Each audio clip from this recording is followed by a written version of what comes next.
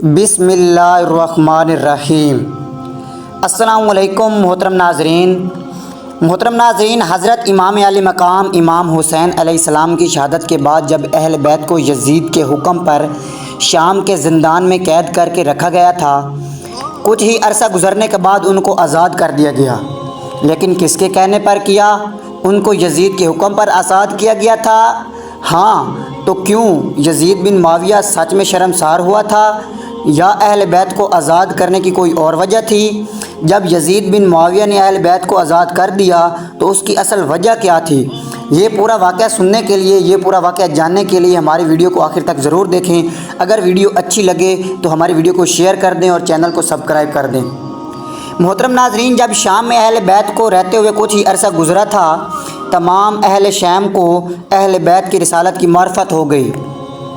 उन्हें मालूम हो गया कि इमाम आली मकाम हज़रत इमाम हुसैन अलैहिस्सलाम आले रसूल फ़ातिमा बतूल के जिगर के टुकड़े थे। लोगों ने ज़ाहिरन और छुप कर यज़ीद के इस इक़्तिदाम को चैलेंज करना शुरू कर दिया। हर तरफ से यज़ीद पर एतराज़ होने लगे और हर गली, हर घर, हर बाज़ार में यज़ीद के इस काम पर लान तान होने लगी। लोगों ने उसे एलानिया बुरा भला कहना शुरू कर दिया।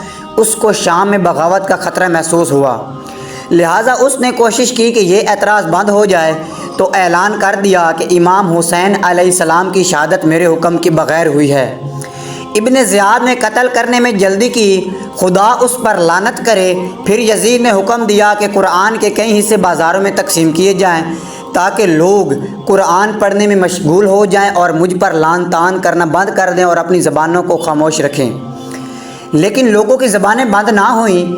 यज़ीद ने समझा कि अहल बैत के यहाँ रहने से ही हालात रोज़ बरोज़ बदतर होते जा रहे हैं, लिहाजा अहल बैत को बुलाया और माज़रत की। माल, लिबास और दिनार दिए। यज़ीद ने उम्मे कलसूम सलामुल्लाह अलैहा से मुखातिब करते हुए कहा, ये दिनार दरहम आपके भाई का खून बहा हैं, मुझे माफ़ करो। ये सुनना था कि बीबी उम्मे कलसूम सलामुल्लाह अलैहा ने फरमाया, ए यज़ीद कि तू कितना बेहया है, हमारे उन भाइयों को कत्ल कराया जो ऐसे जवान थे कि जिनके जिस्म के एक एक बाल की कीमत तमाम कायनात में नहीं हो सकती, और तू कहता है कि ये दरहम मेरा एहसान है। फिर यज़ीद ने हज़रत सज्जाद अलैहिस्सलाम को मुखातिब करके कहा, अपनी हाजतें बताओ जिनको पूरा करने का मैंने वादा किया है। हज़रत सज्जाद इमाम अलैहिस्सलाम ने फरमाया, पहली हाजत ये है कि मुझे अपने बाबा का सर दे दो। दूसरी हाजत ये है कि जो सैयदा शहदा जो हमारे अमवाल शाम गरीबा में लूटे गए थे वो सब के सब वापस करो। अगर मुझे कत्ल करने का इरादा है तो किसी अमीन शख्स के साथ अहल बैत को मदीना पहुंचाओ। यज़ीद ने कहा, तुम्हारे बाप का सर तो तुम्हें नहीं मिल सकता, और जहाँ तक तुम्हारे कत्ल की बात है वो मैं माफ़ करता हूँ और दरगुज़र करता हूँ। तुम खुद अपनी अहल बैत को लेकर मदीने चले जाओ। जहाँ तक लूटे हुए माल की वापसी का ताल्लुक़ है तो वो भी नहीं मिल सकते, अलबत्ता उन अमवाल की गुना सदा कीमत दे सकता हूँ। इमाम सज्जाद अलैहिस्सलाम ने जवाब में फ़रमाया, तेरे माल की हमें कोई हाजत नहीं, वो तुझे नसीब हो। हमें दुनिया के अमवाल की लालच नहीं है। अपने लूटे हुए अमवाल भी इसलिए मांग रहा था क्योंकि अमवाल में ऐसे लिबास और चादरें थीं जो हज़रत बीबी फ़ातिमा सलामुल्लाह बिनते रसूलुल्लाह सल्लल्लाहु अलैहि वसल्लम के अपने हाथों से बनाई हुई हैं।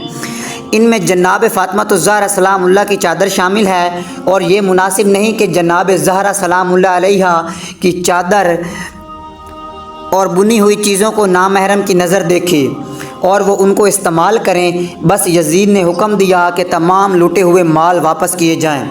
वो सामान लाया गया। किसी मोतबर किताब में नहीं है कि क्या क्या वापस किया गया, लेकिन ये मालूम होता है कि लूटे हुए माल की गठड़ी बंधी हुई थी। उसे खोला तो उसमें ताज़ा खून आलूदा सुर्ख अकीक की तरह एक पुराना लिबास जो सुराख और फटा हुआ था। यज़ीद ने गौर से उस लिबास को देखकर कहा कि ये क्या है। उसे बताया गया कि ए यज़ीद, ये हुसैन अलैहिस्सलाम की वो कमीज़ है जब आखिरी वक्त पहन कर आए थे और खंज़ बिन मरतब ने लूटी थी। یزید نے کہا کہ یہ نہیں ہو سکتا کیونکہ حسین علیہ السلام تو سلطنت بنانے کا دعویٰ کرتے تھے، لباس فقرانہ پہنتے تھے، یہ پھٹی پرانی لباس ان کی کیسے ہو سکتی ہے؟ کہا گیا اور اسے بتایا گیا کہ یہ لباس اس لیے امام حسین علیہ السلام نے پہنا تھا کہ لوٹا نہ جائے اور بطور کفن جسد امام حسین پر رہے، لیکن ظالموں نے اس قدر ظلم کیے اور ان کا مال لوٹ لیا کہ کربلا کی ریت ان کا کفن بن گئی۔ یزید نے پوچھا کہ اس میں اتنے زیادہ سوراخ کیوں ہیں؟ بتایا گیا اور اسے کہا گیا کہ یہ سوراخ تیروں اور نیزوں کے لگنے کی وجہ سے ہیں۔ جب اہل بیت کی نظر اس پرانے خون اور آلودہ قمیض پر پڑی تو ان کے رونے کی صدائیں بلند ہوئیں۔ جناب بی بی زینب سلام اللہ علیہا نے اس قمیض کو اپنے سینے سے لگایا اور بوسے لیے اپنے ساتھ مدینہ لے آئیں۔ جب اپنی ماں کی قبر پر پہنچی تو آپ نے کہا کہ اماں جان، امام حسین علیہ السلام کو ساتھ لے گئی تھی، بغیر حسین کے واپس آئی ہوں، البتہ ایک نشانی لائی ہوں۔ بی بی زینب سلام اللہ علیہا نے چادر سے وہ قمیض نکالی اور اپنی ماں کی قبر پر پھیلا دی۔ بی بی کی قبر کھل گئی۔ جناب زہرا سلام اللہ علیہا کا ہاتھ باہر آیا اور امام حسین علیہ السلام کی قمیض کو اپنی قبر میں رکھ لیا۔